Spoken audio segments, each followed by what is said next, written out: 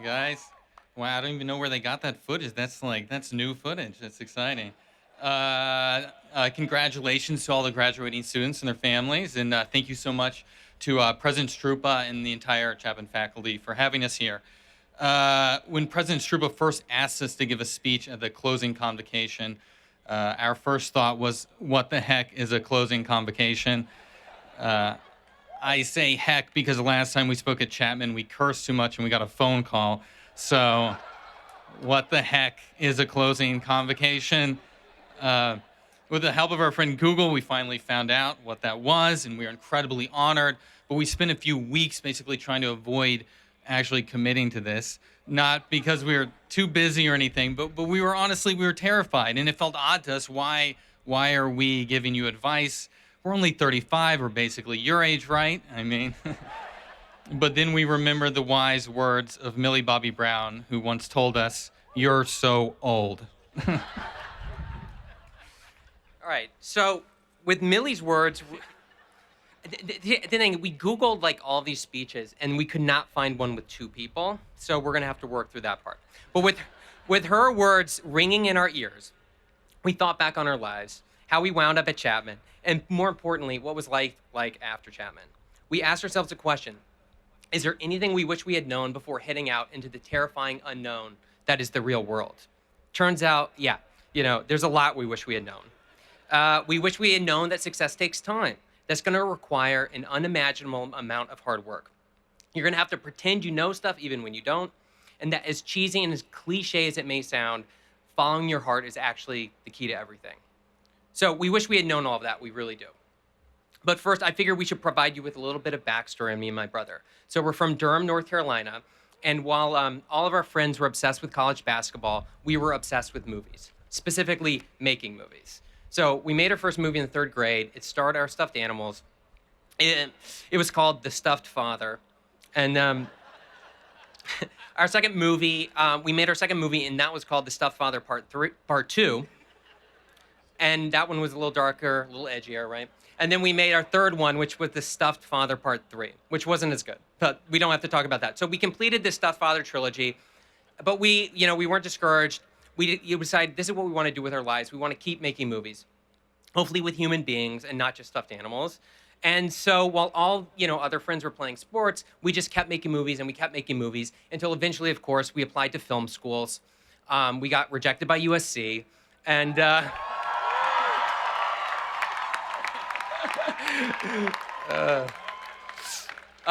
and we landed at this oasis called Chapman, which we thought from, we were from the South. We thought that was super, super cool.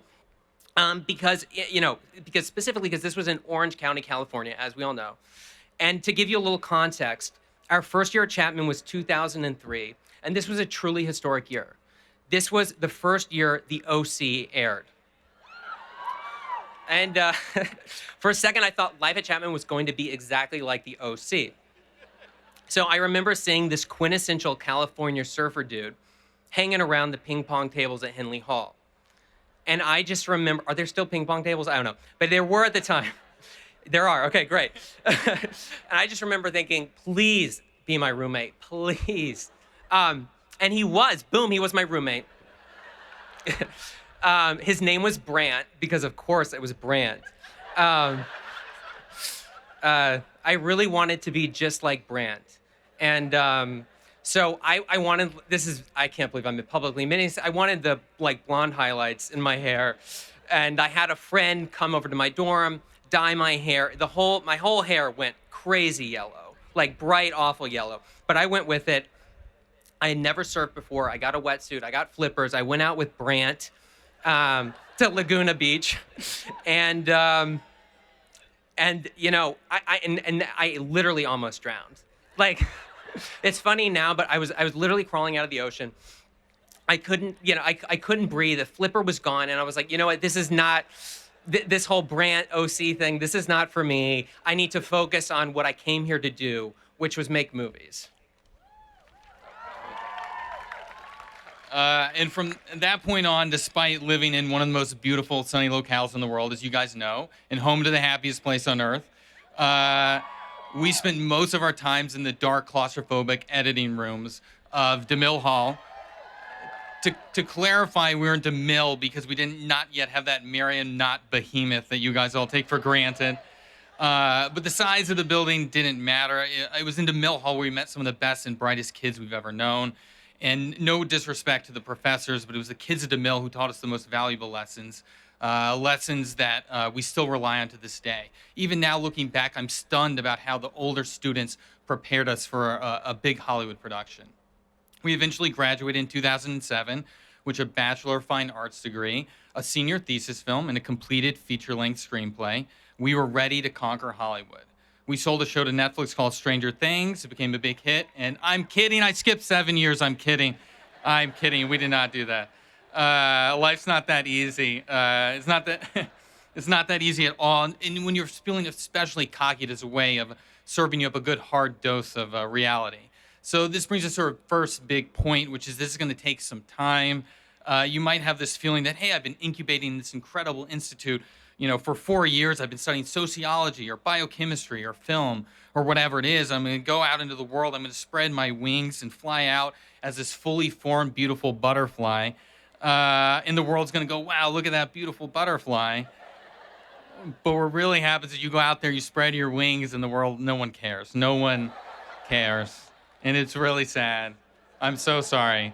But I'm going to force this flying metaphor a little bit longer. I remember flying back to LA one day on a plane, not on with wings, and looking out the window at this galaxy of dancing lights below me and thinking realistically, how many of those people down there want to do what I'm doing? Are we talking thousands? Are we talking millions? And I was momentarily overcome with this sort of existential panic. But I'm telling you right now, don't do what I did. Don't panic. Whatever your dreams, whatever your plans, it's going to take some time to realize them. And that's not just okay. That's normal. Don't apply. He's kind of bumming me out, to be honest. But it's true. I mean, he's right. It takes time. But here's the good news. You are unique. You can make people care. You can achieve your dreams. But to do that, you have to work really, really, really hard. And now that seems like the most basic, obvious lesson, but I found, or Ross and I have found, is probably the single greatest predictor of success. Like Malcolm Gladwell famously said, you have to put in something like 10,000 hours of deliberate practice to become an expert in any given field. And some people say that's not true, and they've challenged this, but we sat down, we did the math, and it turns out we put in almost exactly 10,000 hours into mediocre failed screenplays. And that's anecdotal evidence, so make of that what you will. But here's some more anecdotal evidence. When we were hanging out, editing all night in tiny little DeMille Hall, guess who was always there? Justin Simien, who went on to make Dear White People for Netflix. Ben Jones, who wrote the Sundance-winning Like Crazy, created Everything Sucks. Maylene Williams, who is like one of the most in-demand ADs in Hollywood right now. I've been trying to get her for 3 years and cannot. Okay, and this is the one trait they all shared in common. They all had a drive and determination that set them apart. The challenge, however, see, I'm going to bum you out again. The challenge, however, is not to just work hard, but keep working hard in the face of failure. And I promise you, if you get into the ring, you're going to get knocked down. Failure and rejection are simply inevitable. We struggled for a really long time. We got knocked down so many times we almost just gave up. It's easy now to look back and think, no big deal, take a few big hits. But at the time, there was no discernible light at the end of the tunnel. For all we knew, George R.R. Martin was writing our story. We didn't know that there was this. No one got that nerd joke. We didn't know that there was a happy ending. For all it was actually really scary. Now, sure, there are a lot of things. You should be scared in your life because failure isn't just inevitable, it's necessary, it's good. Because every mistake you make is one you likely won't make again. With each failure, you learn. The first thing our Chapman screenwriting professors taught us was that all stories share one thing in common. There's a protagonist, and that protagonist has a goal that he or she is having difficulty achieving. They have a goal, and they're having difficulty achieving it. Does Luke Skywalker become Luke Skywalker if the tractor beam doesn't pull him to the Death Star? Does Neo become Neo if Morpheus isn't kidnapped? I'm getting nerdy again, but I guess my point is there's no movie without obstacles, and the same is true of your life. If there wasn't a struggle, you'd never grow. You never become who you're meant to be. And let's be honest, it would also be super boring, both in the movies and in life. So don't hide from your failure. Don't run from the obstacles. Confront them head on, learn from them, conquer them, blow up the Death Star. Yeah. Okay, and regardless of what field you're going into or what life you envision for yourself, we believe the key to fulfillment is to follow your heart, which sounds super trite and cheesy, and I was hesitant to say it publicly, but it turned out to be, and they're recording this, but it's done. But it turned out to be so important for us, so I'm saying it anyway, okay? So we had followed, before all of this, we had followed all of our other previous lessons to a T. We had worked really hard, we had weathered repeated and humiliating failure, but none of that mattered because we still felt a million miles from achieving our dream.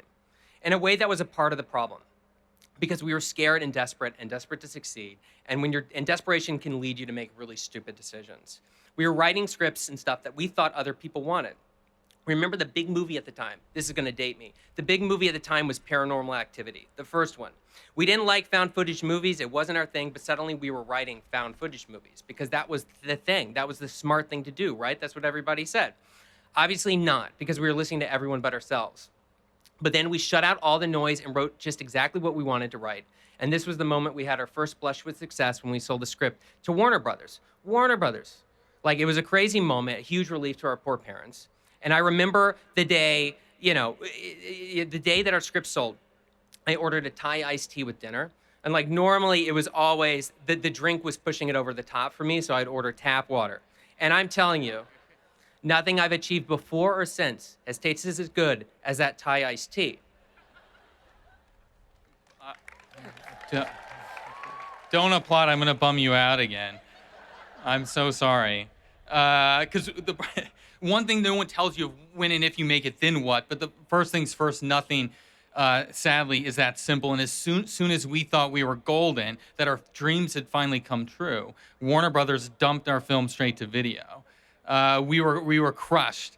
You laugh, but I was walking down my neighborhood street one night fighting back tears. We had finally made it in, only for the door to slam in our face. We didn't feel just like failures again. We felt like frauds. And that's the thing, life's, at least that we found, is full of pretty dramatic ups and downs. And as soon as you start to feel confident, that confidence will be tested.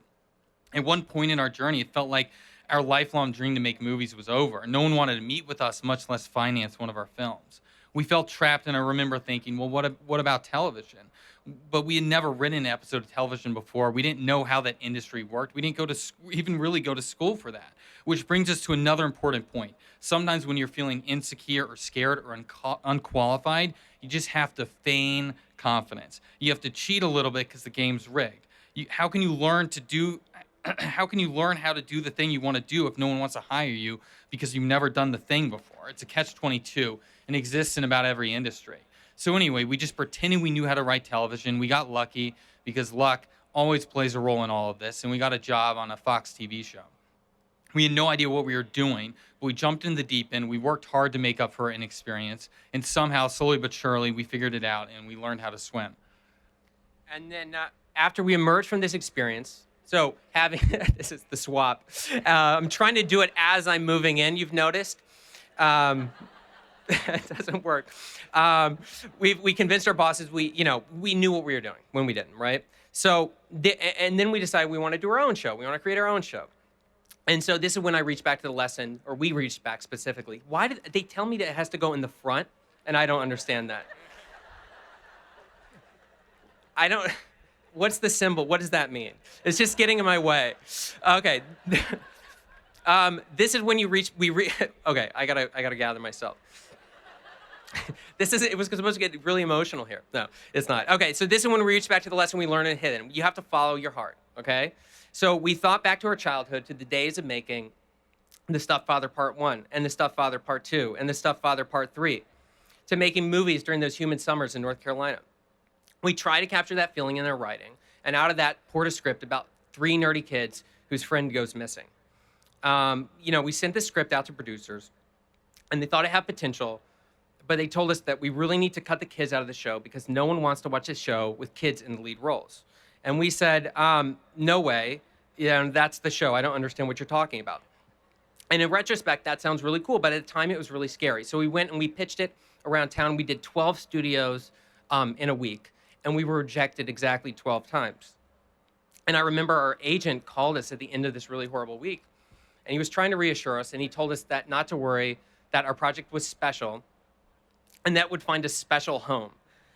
And we go, and oh no, that's not good. Like, special? I mean, that's like someone telling you that, we like your child, but they're going to be happier at another school. And so we had one last meeting, which was Netflix, which was the no way meeting.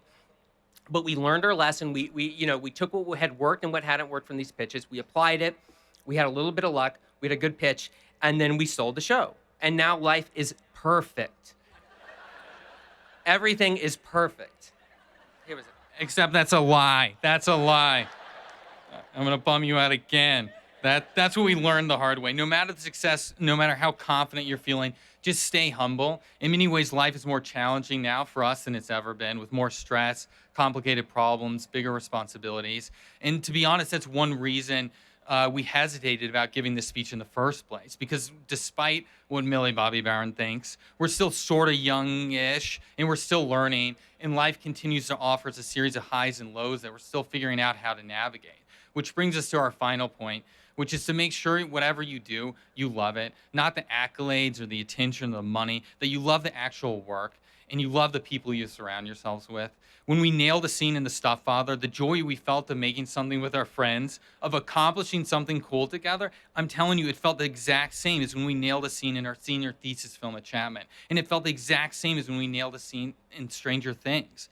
Success doesn't amplify anything. It doesn't really make you happier. It doesn't make you more confident. The process of doing the thing you love is what makes you happy. Working with your collaborators, sharing experiences with your friends, that feeling of making something good together, that's what really matters. But all that other stuff that comes as a result of your work, that's just noise. So make sure you do what you love. And if you're lucky enough to support yourself doing what you love, just step back and enjoy it every once in a while. That's something Matt and I have recently been trying to work on. Speaking of, I'm going to take a moment here. I'm going to look out at all of you and realize how lucky I am to be here and how lucky I was to go to this incredible school. That was better, Ross. Less of a bummer. Seriously, we hope we were able to help you a little bit as you head out into the real world. We hope we didn't scare your poor parents too much, and we hope you achieve everything you've ever dreamed of. I'm going to borrow my brother's nerdy movie metaphor for a second. The first act is over. You're headed into the second act, and the second act is the best part. You're Marty McFly, and you just went back in time. You're Indiana Jones, and you just headed out in search of the lost Ark. Things are about to get really tricky and really cool. I mean, the first act is always fun, but this is the good. Oh.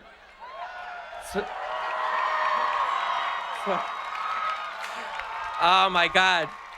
I'm sorry, President Strupa.